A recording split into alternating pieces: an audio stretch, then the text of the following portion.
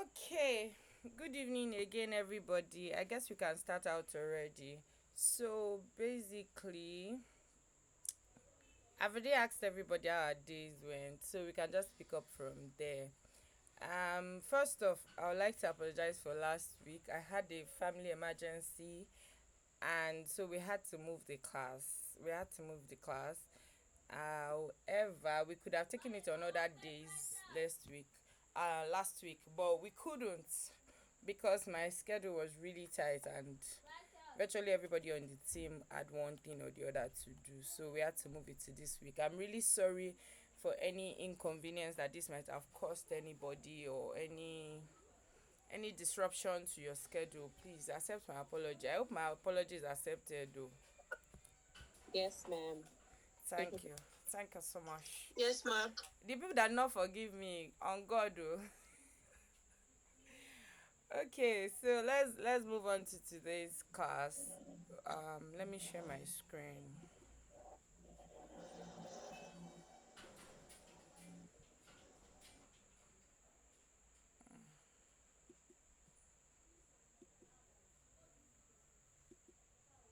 Okay, so can we see my screen? Yes, ma'am. Okay. Yes. Yes, ma'am. Okay, thank you. So today we are discussing booking clients and paid growth preparation. Please, who is that? Please mute your mic so that we're not distracted. Thank you. So like I said, today we'll be discussing, I believe you can still see my screen, right? No, we can only see you. Eh? No. Okay. I just saw that the screen wasn't blue. Okay.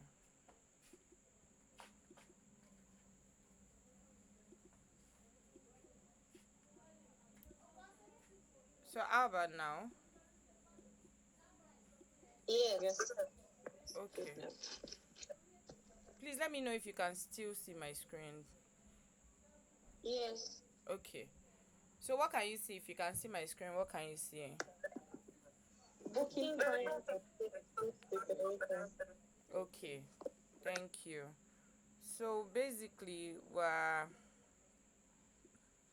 going to be discussing how to get paid clients. The essence that everyone joined this class is to see how we can make good money out of this, and I believe that is achievable. Is to see how we can grow in the industry, how we can become known names and known brands and things like that. So okay. Before we go on, I want us to discuss the last two classes that we had. I know that after the first class, we took a journey back to discuss, oh, what did we get from those classes, from the first class. Now, the last two classes, we have not been able to review them. Although some people took the quiz, some people sent in their assignment, some people did not even edit the parts that AI did for them. Okay, so let's first of all discuss what we have learned so far. Let's talk about, we had two classes after the first one, which was setting up your event staffing business, and the one that talked about building a team, a reliable team, and all of that. So please, we'll take turns. We'll take turns to talk about what we learned from the two classes. You can talk about one and come back to talk about the second, and then you can also talk about the two at once, any way you prefer it. But the truth is that everybody has to speak, because like my lecturer will always tell me, if there's no question, if there's no comment, it means that learning has not taken place. So please, let's talk about what we found engaging, what stuck with us during the class. Are we ready? Who is ready to go first?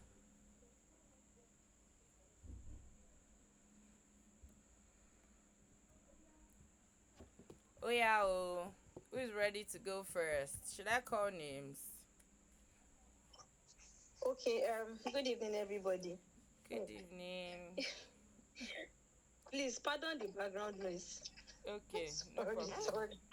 All right. So, first off, I will just do like a recap of what I learned, basically. Okay. So, the class that we had, right? I learned so many things about event staffing and how one can create a niche from the business, and that in creating a niche, you don't necessarily have to have one.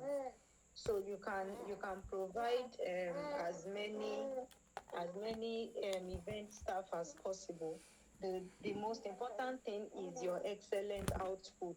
And then you talked about if if we are going to especially for ushers, the ushering aspect, that ushering sorry rather the ushers are different from say administration personnel, that we should try as much as possible to differentiate what the service we are providing, because the truth is most clients feel like should be your ushers can do it.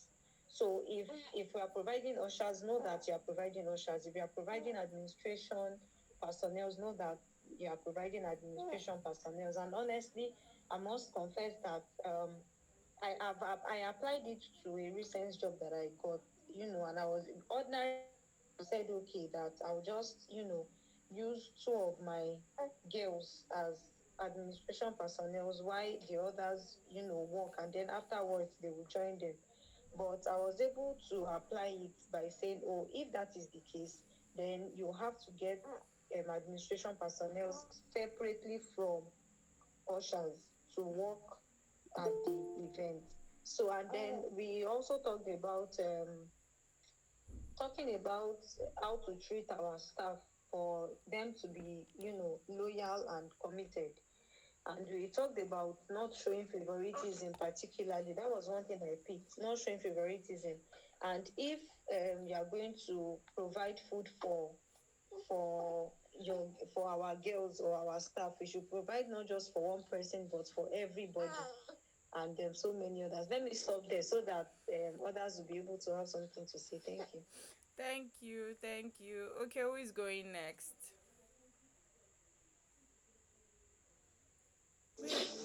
Good evening, everyone. Good evening. Okay, starting from day two, where we learned about setting up your event staffing. So I learned about how to lay the right foundation for my business, which is the major key. You must have a very right foundation. Then, um, for we that are just like me, that I'm just coming up, I should try and pick a business name, especially that is very easy to pronounce. And we shouldn't mix up our business. Let there be separation. For people that are into maybe clothing and everything, let event be event, so people can know that no, this is an event business. Then also talking about legal structures, our registration of our business, which can even give us more access and opportunities.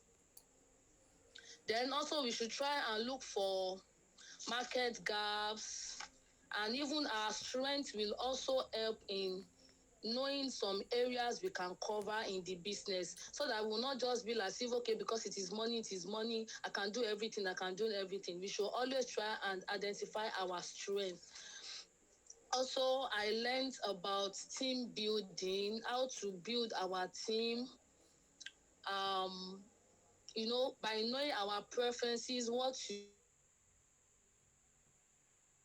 the do's and don'ts of your business, and also how to train our staffs.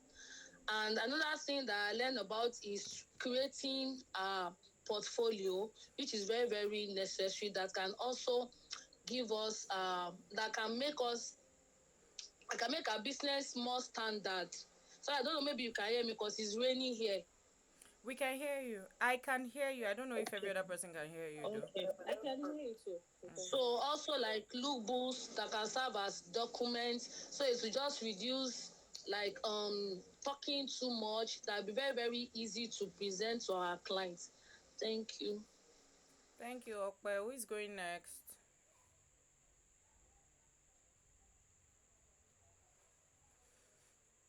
Who is going next? Oh, Temi, Glory, Okay, good evening. Eniola. Good evening, Good Glory. evening, everybody. Good evening. Um, yeah, the class has been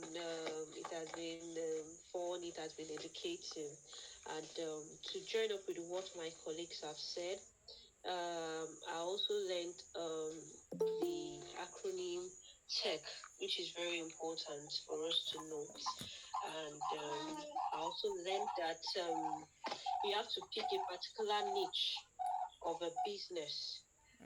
Let people know you if you're going for your corporate, if you're going for luxury, if you're going for premium, if you're going for okay, and you can go like any what I want to remember the name, what the word you used that time, that day, like okay, oh, any budget or whatever. Yeah, I think budget. Yes, so we should be able to make sure that when they come to our page, they see that this is the particular um, event this person or this staffing this person is doing. Then the name too is very important. The name should be easy to pronounce, to be able to remember. It should be like an household name that people could easily tag us with. And I also remember catching the issue of the social media page, and getting to making sure that you go there to just clean up and to make yourself visible to others out there. And so far, so good. Logbook and portfolio is very important for us to have. Um, and I also learned that I think I can get a format, or I can be able to download, for example, invoice making app and all those things to help. Then also the issue of a good phone is very important. Even if we don't have the whole lot, we should be able to have a very good phone with a very good camera. I think that's the recap of what I can get. Thank you. I hope you heard me. I'm on hairpiece. Yes, yes, we Hello, heard ma. you. Thank you. All right. Okay, Thank so you. who hasn't spoken? Who is going next? Good evening, everyone. Good evening, Eniola. Okay, so what I've learned so far during the course of the training, I've learned a lot.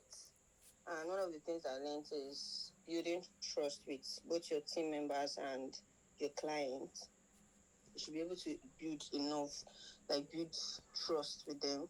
With that, you can be able to get more referrals, even from your team members and your other clients. And also, the fact that you should be able to source for good team, not don't just look at their height or their body size. Also learn to know about their attitude, how they relate well with the guests during the course of the event, and how be able to train them professionally.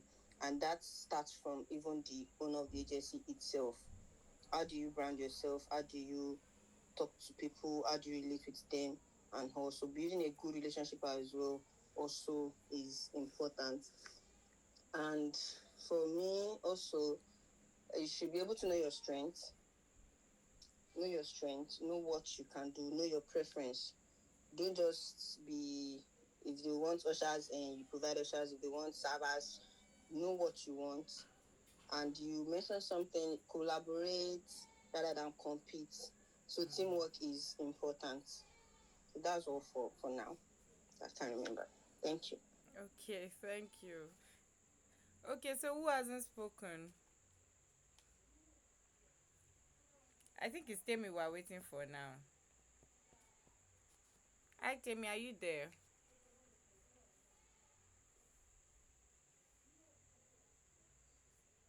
I don't think she's here. Okay, so let's move on with the class. So basically, I promised myself that after looking at the assignment, I needed to make a particular correction, and I was very sure that I might forget, so that's why I had to write it on my slide that, oh, there's a time to make correction. So basically, a lot of people in the video review, in the assignment, have been writing staffs. The word staffs, there's nothing like staff. Staff is already plural. Staff is a plural word. So please, let's take note of this correction so that we don't go and say it out there and they'll be like, ah, who is this one? It's very important that we take note of that. Can you all hear me, please? Yes. Yes. Yes, ma. So event staff is staff. There's nothing like staffs. There's nothing like that. It's very important that we know that. Then, do we have any questions from the previous classes before we start today's class? Okay, yes, please, I have one. Okay. And my question, so it's about team building actually. Okay. So in a situation whereby you own, like, one of your niche, right, is caution, and then you have quite a number of people saying, oh, I want to be a part of your agency, I want to be a part of your ocean agency, and the like. And because they are not people that we pay salary, basically. You cannot say, when you see another opportunity, don't go and work there, you know. And then, even when it comes to collaboration as well, when maybe an event colleague calls you and says, oh, please, I need so number of ladies, and all of that, and then you are providing. So now this is not even about the collaboration aspect. This is about you building your team. Okay. These people that come to say, oh, I want to join your agency, I want to join your agency, particularly the people that are even recommended by those that are already in your team. How do you, I don't know the word to use now, how do you um, make them loyal to your brand? Maybe I should use the word loyalty, basically. And by loyalty, I mean that I'm not saying don't work with somebody else, but in working with someone else, are you still going to be committed to my brand when it comes to you? Because some of these people can be funny. Maybe the other brands that they are working for, in quotes, is, say, a premium brand where maybe they get to earn more than your own brand, right? Maybe because you're just upcoming, or you've not really gotten to that level at which other big brands have gotten to. So how do you manage situations like this? And then there was an instance that happened to me where one person reached out to me saying that, oh, I would like to be a part of your team, and I was recommended by so and so. And I was like, okay, why would you like to join our brand? And the person was like, I'm a student and I do this job just just to get money to support myself, or something like that. And then I asked, in a situation whereby you've joined my agency, and then we don't have maybe jobs. There are instances like that where you will not just have events, for a while. And the person told me I will look for other alternative. And I'm like, so what happens? Does that mean that if you are looking for another alternative and then a job comes and you've already gotten an alternative, that means you will definitely not respond to my own call? So where's the place of loyalty in that instance? And how well do you think team building can be managed in that instance? Okay. Do we have any other question before I answer this one? Is there anybody with a question? Okay. I will assume that's no. Okay, so first off, where I want to start from is that event staff, they are only loyal to where they are treated well and where there is money. The honest truth is what the girl told you, that she's just looking for how ends will meet. I've met a lot of event staff that they tell me, oh, I'm just doing it because I'm bored. Please excuse me for 1 minute, please. Less than a minute actually.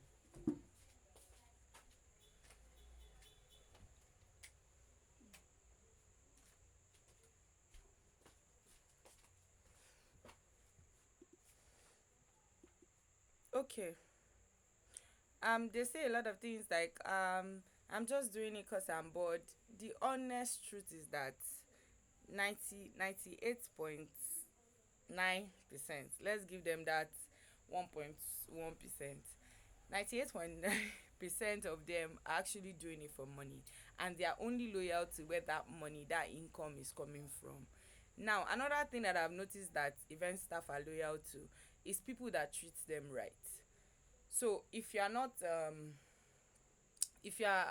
in the business of hiring event staff, supplying them to individuals or to brands, if you treat your staff well, they can weigh their options. They know how to. They are very used to it. There are a number of people on this call that started out as maybe ushers or as waiters, and honestly, they can attest to it that aside the money, in some cases, sometimes it's the person that is calling them that gives them the that is the person that is calling them that actually makes them want to say, oh, should I go with this person or should I not go with this person. Now, i don't want to I don't want to exaggerate the business. I don't want to give you unnecessary hope. Yes, that's the word. I don't want to give you unnecessary hope because there is no 100% loyalty. These people are not paid salaries. You don't expect them to full time to be based with you, to work with you full time when you are not paying them on days when you don't have jobs. So if they have jobs when you have not called them, maybe they've already signified with somebody else, and then they now come to you, like, that's not even loyalty. That's the truth about it. So let me cite an example. Recently, last weekend, we had an event and we needed a lot of event staff, and I already told one of my teammates that, oh, I need so number of waiters. Now, when it comes to recruiting waiters, there's something I usually do. I don't just put the call out for audition, or like when I recruit ushers. I don't put the call out there for waiters. And why? It's because their job is very delicate. That is one of the least paid event staff in the industry, and you have to be very careful when you're recruiting these people. For instance, we did a collaboration with someone one time, and then somebody on my team called me that, oh, um when we're working today, ma, they stole one woman's bag. Her glasses was inside. It was a souvenir bag, but the woman had accidentally put her purse and her glasses in the bag, and that, oh, one of the waiters stole it, and they beat up the waiter at the venue and all of that. Before she finished that report, I already knew that it cannot be my waiter. Like, I was 100% sure that it cannot be somebody from my team. And then afterwards, I was like, oh, so who was this person? And she's like, oh, no, the person was not on our team. And I'm like, definitely. Now, that is the kind of waiters that I look to to provide for events. Waiters that I can trust 100%. Now, just auditioning for them is not enough. Do you understand? For me, I feel like when those who have worked with me in the past, that have understood my method, are the ones that I can allow to bring me waiters. And sincerely speaking, it has always worked for me. It has always. This last time I tried to do a call for waiters, I sincerely regretted it. This last weekend, oh my god, I sincerely regretted it. Like, trying to change my method and all of that.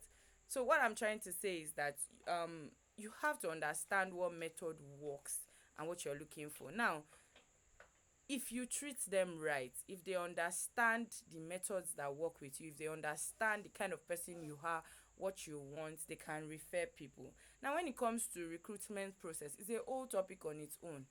It's a whole topic on its own. The way you recruit ushers is not the way you recruit bouncers. I'm sure for those that provide bouncers here, you can tell, you can agree with me that you cannot, the way you audition ushers and tell them to come and meet you in one space and be walking left, right, wear black on black. It's not the way you recruit. Would they even answer you? Will bouncers answer you like that? They won't even answer you. So you have to understand number one, the recruitment process. Number two, nobody is your permanent staff. Do you understand? So whenever you're recruiting in your process, always leave room for excess. There's something called standby staff. When you recruit, when you what's the word?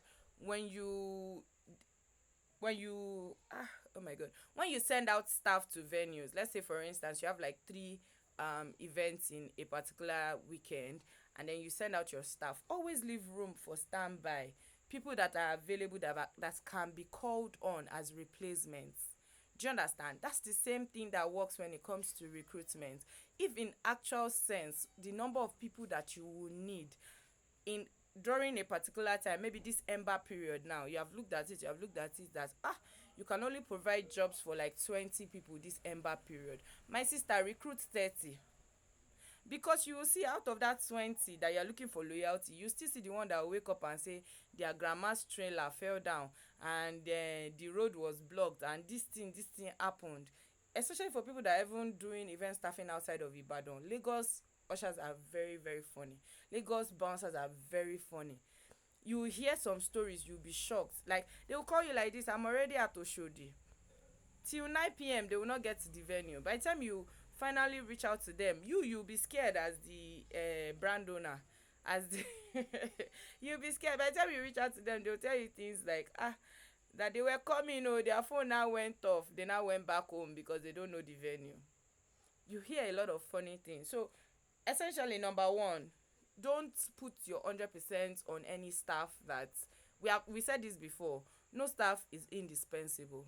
Anybody can go at any time. That boundary has to be there. That excess gap has to be there. You have to create a gap that, if this person is not available, another person, such that your expectation is not too high of them and they cannot disappoint you. Do you understand what I'm saying, Dere? They can't disappoint you because there's always a replacement.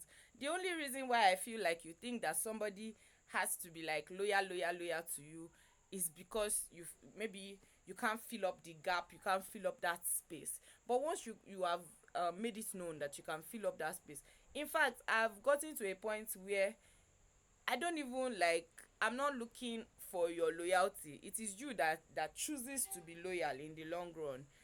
My own mantra is to treat everybody nicely, to treat everybody the way I would have wanted to be treated when I was working as an usher, the way I would have wanted to be treated when I was working as a waiter.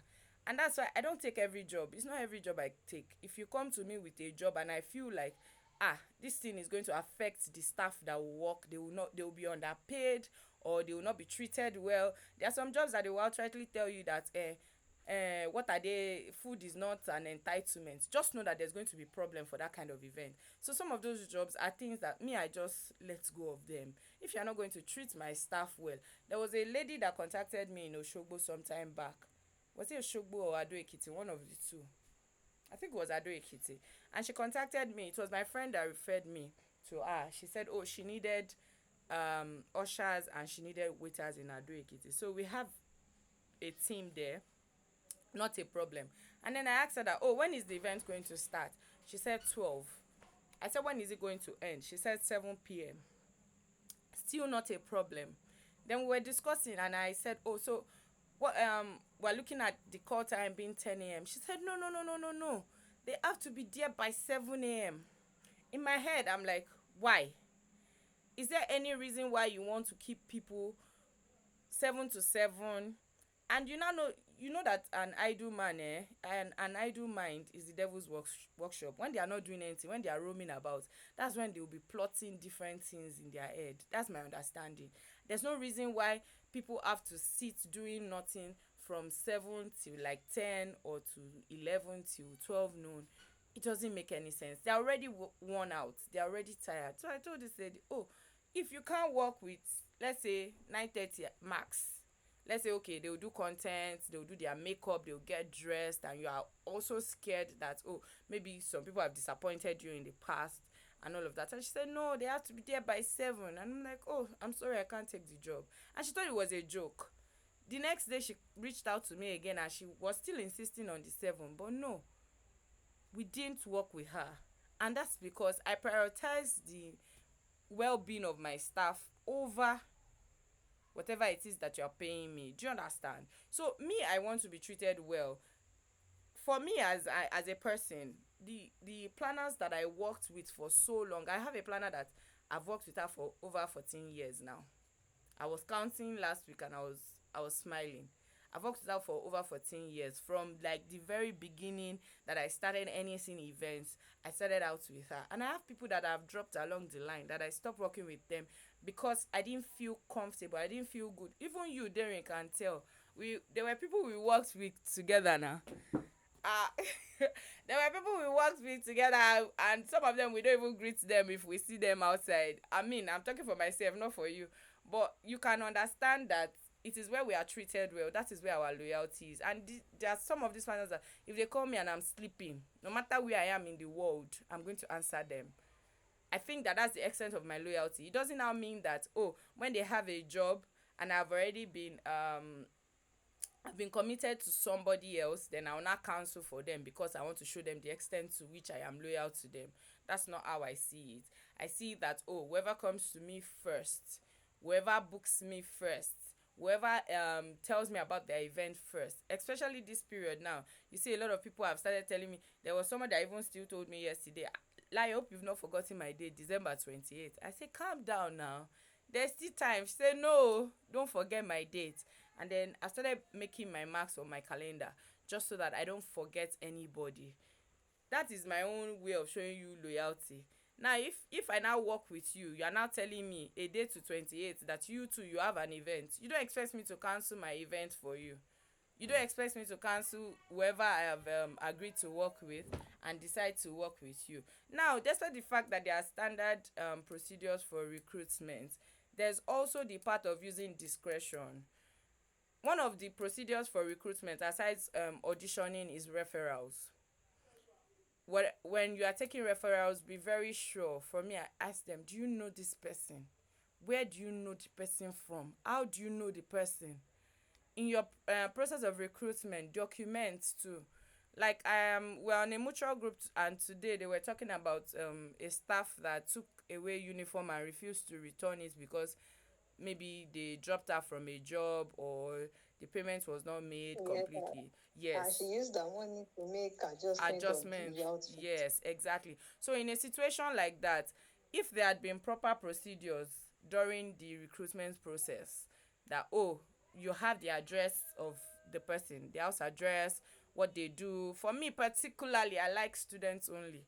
I like to hire students. If you are not, example for in Ibadan now, if you are not in UI, you are not in Poly Ibadan, you are not in Lead City, it's going to be tough. Oh, you have to maybe be a copper. That's the only thing, more jobber, that I can go and carry you somewhere. That's the only thing that can make me pick you if you are not a student. Same thing with people that we recruit in Ekiti and the like. So you have to have a standard procedure that you can fall back to when you are recruiting. It's very, very, very, very important. Now, the place of loyalty is that the person that you are calling to come and work for you is telling you honestly that, oh ma, I'm sorry, I already have a job for that day. For me sef, sometimes I just go into their DMs and like, oh, are you free on this date? And they say yes or no, and then I move on to the next person. If your answer is no, I move on to, if your answer is yes, I'll tell you, I'll brief you later, things like that. So you understand, so you can't expect 100% loyalty from them. However, if you treat people nicely, whenever you call on them, they will jump at you. That's it. That's the thing I can just give. That's the one cover that I can give you. If you treat people nicely, if it is at the same time that you and somebody else is calling them, they can weigh their options. They know how to do it. Sometimes they even think beyond. I don't know, I'm not in the minds of event staff, but if we sample their opinions, I'm sure that they think beyond the money. They think about people. There are some of my staff that come to me and say, oh, TLO, I worked with this person. If I tell you my experience, I only feel that I have that privilege to be able to have such conversations with them because of how I treat them. I do not just treat them as my staff, but I see them as family, as part of me. Like, these people have to get the best of the best. So you can see me fighting for my staff, you can see me like struggling for them, you understand, that kind of thing. And so that is the place where that bit of loyalty that comes with being treated nicely comes into play. I don't know if I answered your question. Okay, so before I Yes. even before I wrap up, so there was this lady that one of my coordinators already got to work as a waiter. According to him, they were classmates in UI because they are now graduates. They were classmates in UI. They just recently graduated, and then he now told me that, oh, that she's serving and she's interested and all of that. So I made him an admin on the group, and then he added her. So subsequently, we now had an audition. This last month, we had an audition for ushers, and then she was part of the people that auditioned. So I had a list where I had people that was so certain of, like, yes, their answers were yes, and then she fell under the list of people that were like, maybe if we train them, maybe there will be a little bit of adjustment. Like, we can now see they will be like on probation, and after like one or two jobs we can decide if we really want to work with them or not. So this girl was on that list. Then I now sent them a notice for a job on the same date as the job she had indicated for as a waiter. I didn't add her to the waiters group. Yeah, it was my coordinator that added her. So it was now me in charge of adding them to the ushering group, and then she indicated again. So I added her to the group. Then it was later I was just seeing that, oh, she was on the two groups for the same date and the same event. Do you understand?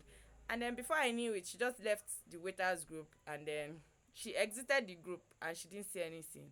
Then I went to her DM and I'm like, oh, why did you leave that group? And she said, that she signified for it before, but now now she's doing ushering. So I'm like, okay, so when you were going to exit that other group, I don't have a problem with her switching from being a waiter to being an usher or anything.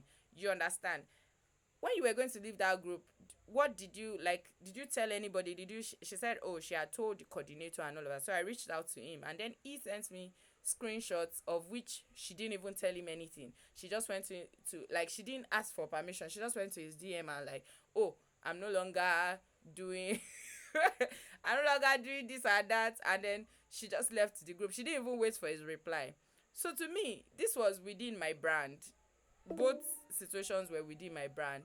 But what I understood of that scenario was that if it was that she had signified with me that she wanted to be a waiter, and I had agreed, I'd put her on the job, and somebody else from another brand had called her to come and do ushering, do you understand? She would have still cancelled my own job to go for that, because obviously she didn't even know that I was in charge of both jobs.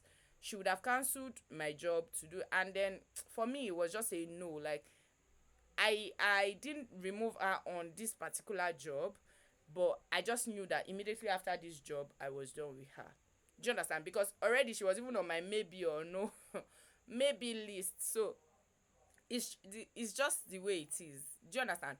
Their loyalty is majorly towards money, after which it now comes to you treating them nicely, they feeling comfortable. Those serial event staff, those ones that work back to back and back to back, they can tell you brands that they work with for loyalty and brands that they work with for money. If you sit them down and ask them, those of them that work with like 6 7 brands, sit them down and start saying, oh, this brand, is it because of money or because you like the person or you understand, they can tell you the differences between it. So I'll just say, have a good relationship with people that work with you or for you, and treat them nicely.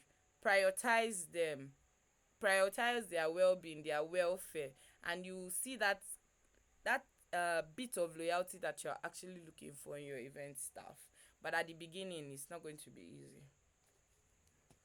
I hope I answered you. Yes, thank you so much. Okay, so I think that this call is going to end in 14 minutes time, which means that we might have to rejoin the link. I don't know if that works. Dotun, is that what is going to obtain?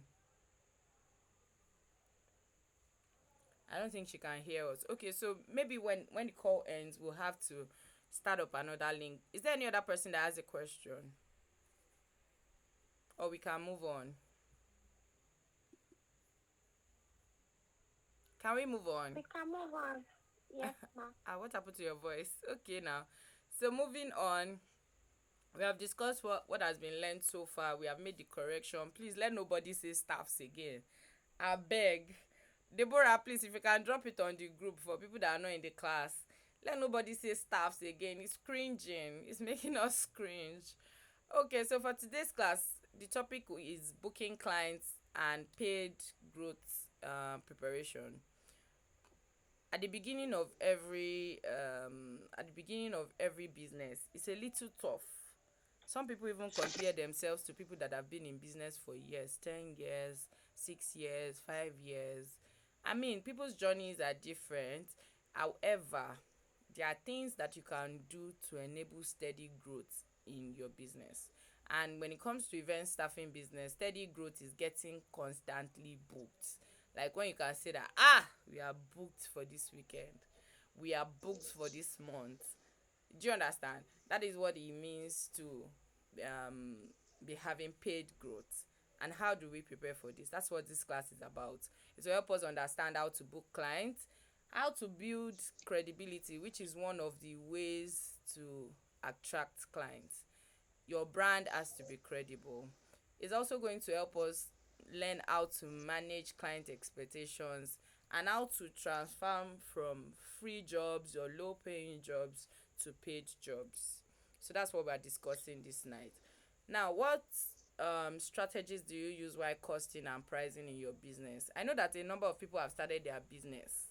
So let's talk about what strategies you have been using so far in costing and pricing your business. Now, I'm going to give us a scenario that we'll discuss. We can use the chat box to discuss this. Um, let's say, for instance, someone reaches out to you and says that, oh, we need 25 ushers for an event in your present location. I don't know what your location is. I know some people are in Osun State, some people are in Oyo State, some people are in Lagos State. But now, look at it from your own location. Everybody's pricing cannot be the same. Somebody reaches out to you, we need 25 ushers for an event in your location. And then we're expecting an invoice so we know how much we're paying per usher.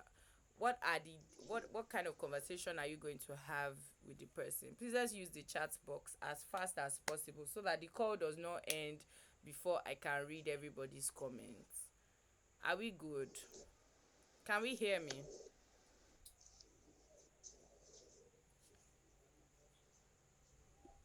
Can we Yes. hear me?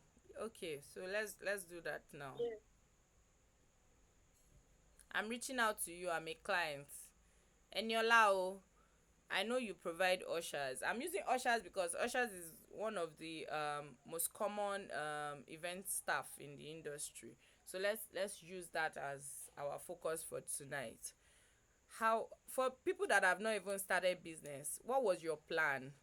If you had not seen this class, if you had not joined this class and somebody reached out to you, at least you take the business. So how were you going to cost? How were you going to give a price? Let's know. And if you already know your price for your location, just drop it. Just drop it and drop your location in the chat box. I'm waiting. Oh.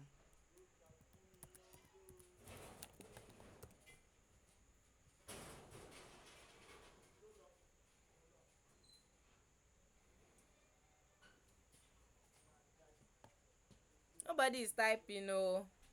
Are we sleeping? Should we postpone the class till when we are active?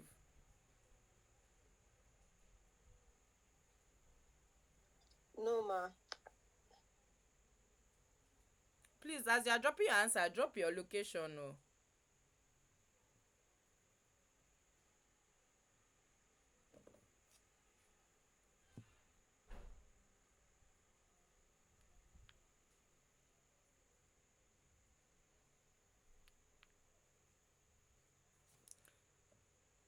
I know there are other people in this class. There is Glory, there is Temi, there is Eniola, there is Deborah sef. Please, can you respond so we can move on? Who left the call? Okay now. So I cannot address this if we don't have comments. If we don't have comments.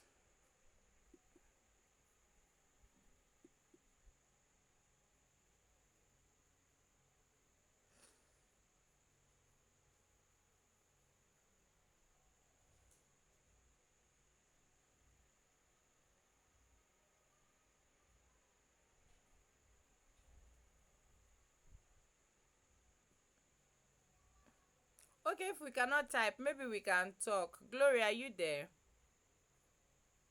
Okpe, are you there?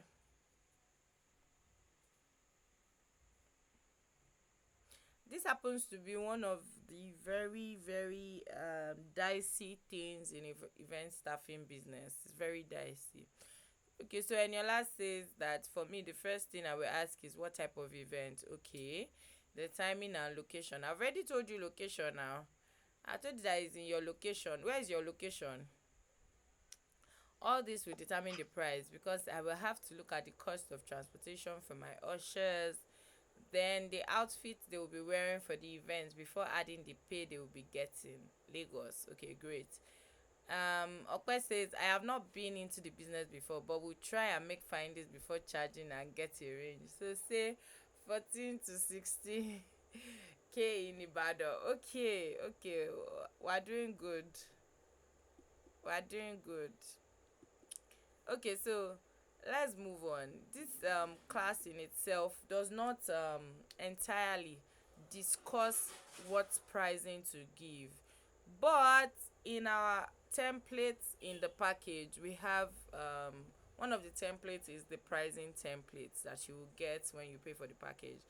But then it's very important to note that before you give any price, you have to get specific details about the event, and some of which Eniola already mentioned.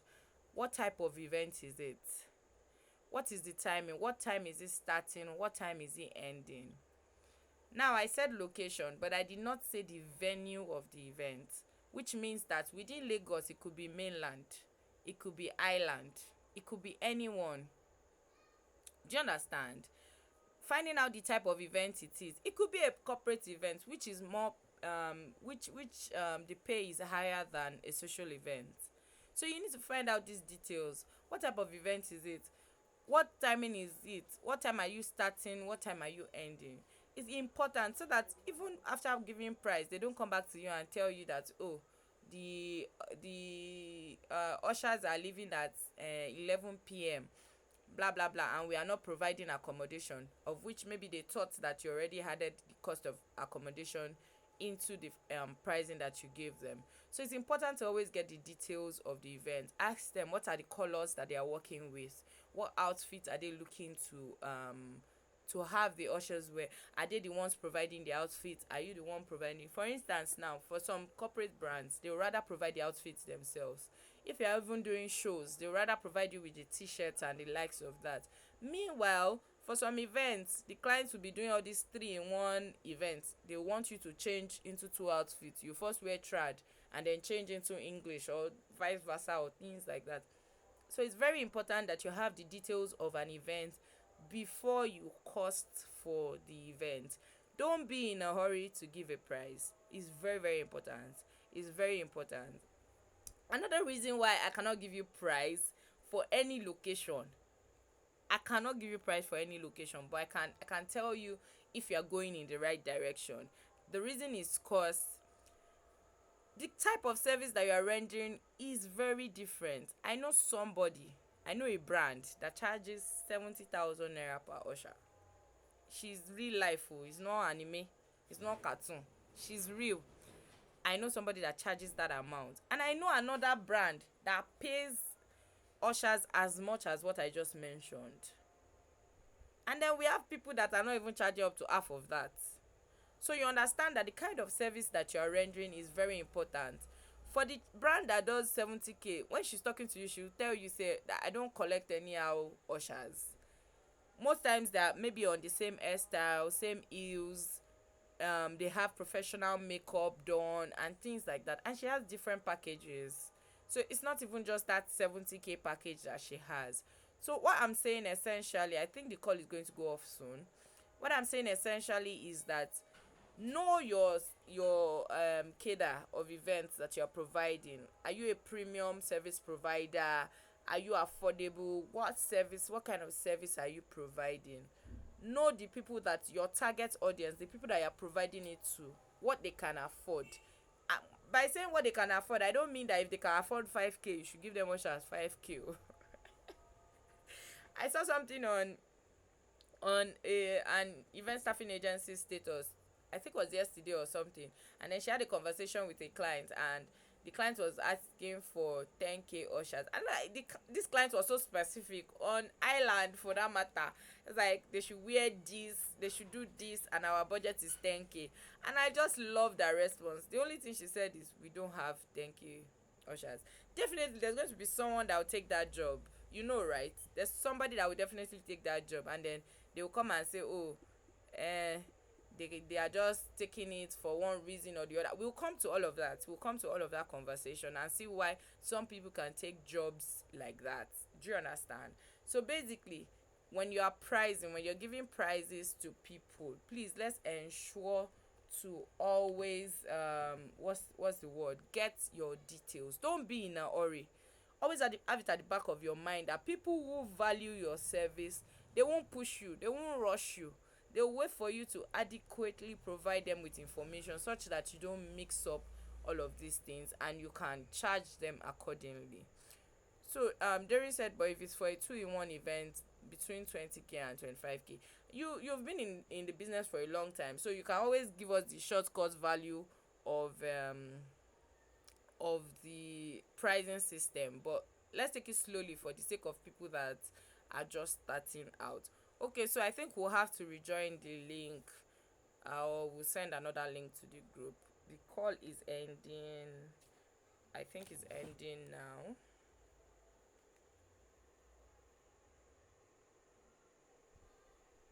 Okay, so let's just rejoin.